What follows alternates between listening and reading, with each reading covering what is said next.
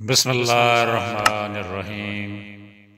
हदीस नबवी सल्लल्लाहु अलैहि वसल्लम, नबी अकरम सल्लल्लाहु अलैहि वसल्लम ने फरमाया, इस ज़ात की कसम जिसके हाथ में मेरी जान है, तुम मारूफ यानी भलाई का काम दो और मुनकर यानी बुराई से रोको, वरना करीब है कि अल्लाह ताला तुम पर अपना अज़ाब भेज दे।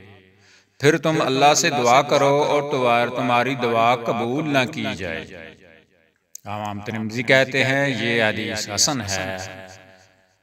रावी सुनन तिरमिज़ी हदीस नंबर 2169।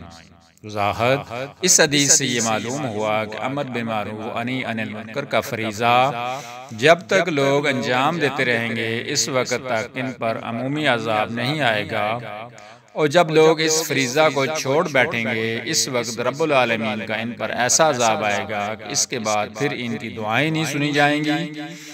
अगर एक महदूद इलाके के लोग इस अमल बिल मारूफ अनी अनिल मुनकर वाले काम से कुल्ली तौर पर रुक जाएं तो वहाँ अकेले सिर्फ इन पर भी आम अज़ाब आ सकता है।